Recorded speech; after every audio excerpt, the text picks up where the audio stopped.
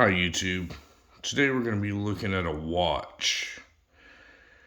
This is a Rolex Submariner 116610LN. And we're going to talk about a couple things with this watch.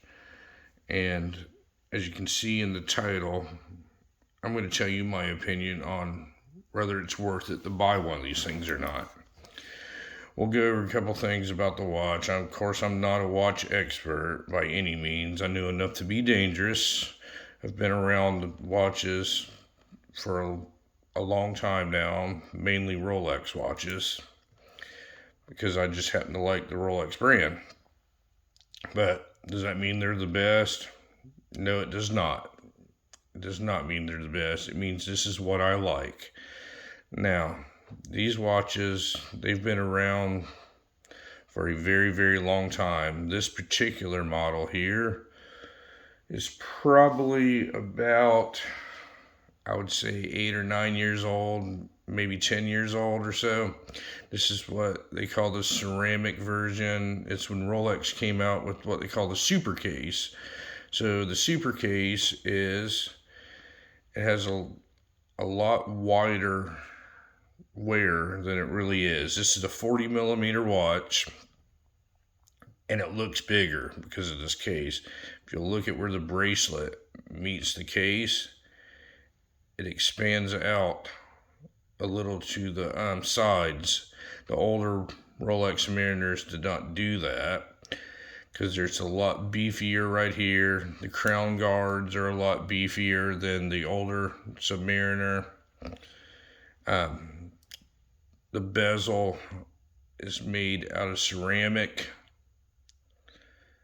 The older ones didn't. This is what they call the maxi dial, so the numerals on it are a little bit bigger. They just pop out a little bit more. There's just a little bit of differences. With this one, the difference in the older ones, this has got what they call the glide lock clasp. The older Submariners had a diver's extension. This one, you just simply release it and it slides to wherever you want. So if you're on a hot day and your arm expands, you can just adjust it on the fly very easily. I don't know if a lot of people know this, but I'm going to tell you anyway. Everything Rolex makes is made in-house. Everything. They refine their stainless steel. They refine their own gold. They're the ones that came up with the terminology rose gold. Anything else that you see that says something's made out of rose gold, they're actually copying Rolex. Rolex is the one that came up with the term rose gold. These watches are made out of 914 stainless steel. I believe that's what it is. Rolex, to my knowledge, is the only one that refines 914 stainless steel. Most other watches, it's a little bit different kind of steel. If you look at one of these things in person, it just has a different look to it. I mean, you just have to see. You just have to see it. But anyway, we're going to talk about whether you should buy one of these things or not. Now, they're not cheap at all. For most people, this is what you consider a major purchase. This watch, when it was released, the retail price on this watch was $8,550. Now, we're not talking about what you have to pay for them today, because these are crazy times and there doesn't seem to be a lot of them available now, and you're going to pay a little bit more. I don't think you can just go into a dealership and buy one of these watches right now because there's none available. Just everything seems to be crazy these days. But this watch should cost $8,550. I understand on eBay and all these secondary markets, these things are bringing a lot more money. Don't do it. It's not worth it. Don't spend more than what the MSRP is on something. If it's not available, wait. You waited this long, you might as well keep waiting. Now, one of the biggest arguments I've ever heard about Rolex watches, wearing a Rolex watch, is it doesn't work any better than any other watch. My cell phone can tell time better than that Rolex watch. That is 100% correct. Your cell phone will be more accurate than this watch will ever be. Now, the reason people buy these watches is a variety of reasons. Most people buy these watches, can't afford them. And it's sad. They're buying it to impress other people. Let me tell you something, folks. You don't have to impress anybody but one person, and that is yourself. If you're buying this watch for pride of ownership, it's 100% worth it. 100% worth it. If you're buying it just to tell time, well, use your cell phone. Or go buy a Walmart watch for $20 that has a battery in it, because it will always be more accurate than something like this. But if you're buying it because you've achieved goals in life, and this is one of the goals you want to achieve is to wear this watch, it's 100% worth it because it makes you happy. I wear this watch every single day of my life.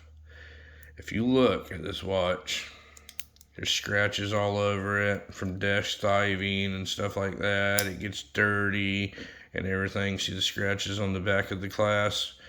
Well, that doesn't hurt anything. Now, these crazy watch collectors that'll sit there and show you these things with white gloves on and everything like that, they'll probably freak out if they see this video. First of all, I'm not handling it with white gloves. I'm not being careful with it. It's not fragile. If it was fragile and would fall apart, then it wouldn't cost us much money. It wouldn't be a well-made product. But I don't understand people that buy things and put it away, lock it up in some stupid box and stick it in a safe and never use it. What's the purpose of owning it? The purpose of owning it is because you enjoy it and you should use it. Just like with everything that you buy. You should use it. Nobody buys a television and sticks it in their closet and never opens the box to it. They buy the television because they want to watch TV. That's the analogy I'm going to use with this. Now, as far as other reasons people say they buy this, they buy it as an investment. Well, that's a very poor choice. You should never buy a luxury item or anything like that as an investment. Because let's say I buy this watch for $8,500 10 years ago, and let's say, for argument's sake, this watch is worth in the zone of $10,000 if I was to sell it on eBay. So my investment gained me $2,000 or a little less in 10 years. Now, if you take that same $8,500 and give it to a financial advisor and he invests it in the stock market or some type of bonds or something, don't you think that it would make a little bit more than this? That would mean this is a poor investment. So don't buy something because it's a quote unquote investment. Buy something because you like it and you want to wear it and you want to be proud that you accomplished your goal in life is to buy something like this. Never buy something to impress somebody else. There's only one person that you need to impress. You need to impress yourself, not other people. Now, these things are probably the most counterfeited thing on the planet. I don't know all the stats and everything, so don't cut me a little slack here, but Rolex watches are the most counterfeited things on the planet. And you got to be careful when you go in to get a bargain. There's no such thing as a bargain in the Rolex watch world. You need to buy it from a reputable person or a reputable dealer, even if it's secondhand, and make sure you're getting what you're paying your good money for. I mean, if you look at a Rolex watch, usually, generally speaking, they're perfect in every single way.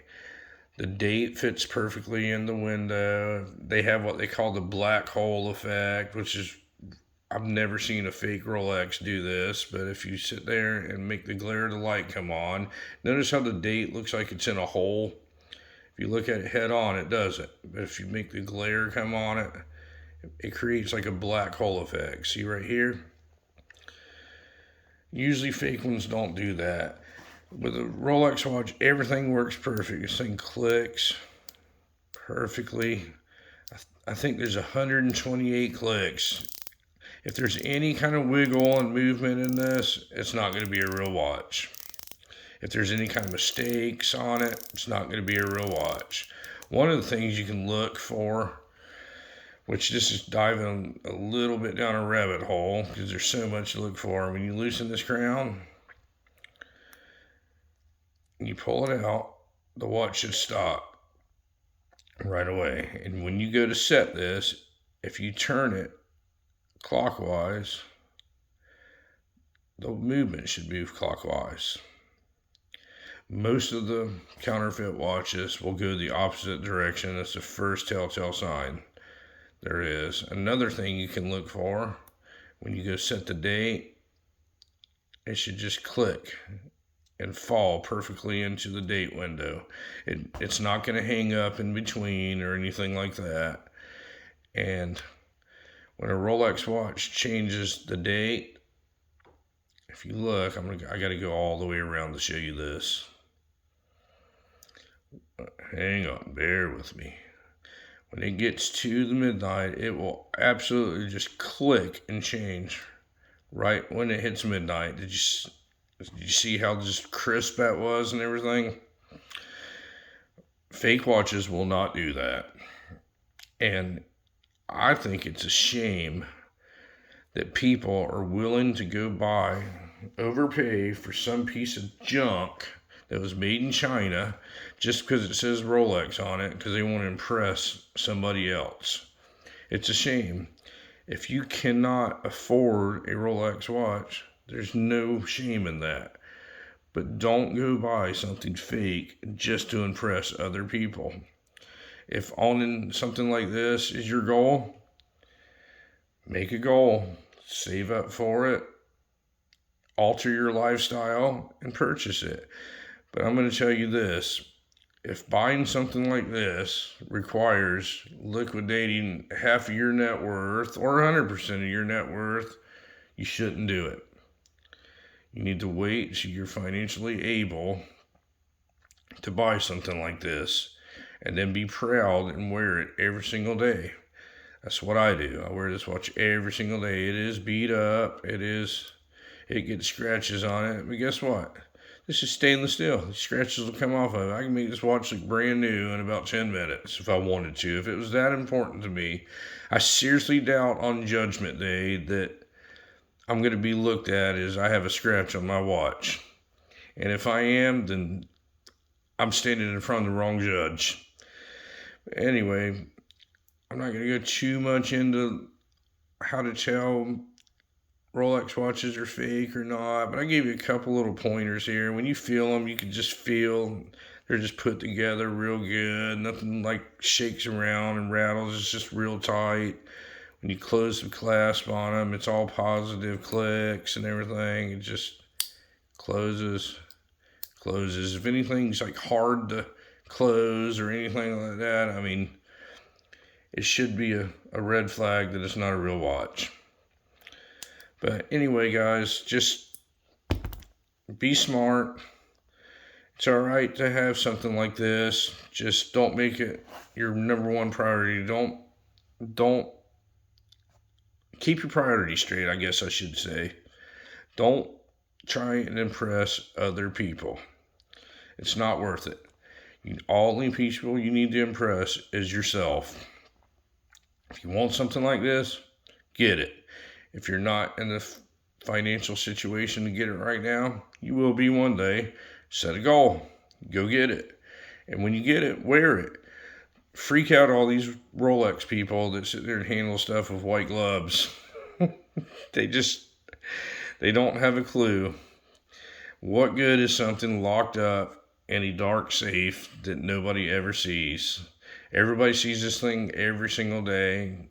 And you know what? I've maybe had 5 people in my life ever even notice it. It's a Rolex watch.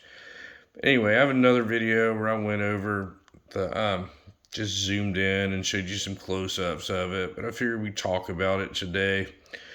Let me know what you think. I'm sure there's going to be a lot of Rolex people saying I gave incorrect information and all that. That's fine. Correct me if I'm wrong. I like to be corrected, and I like to learn things every single day of my life.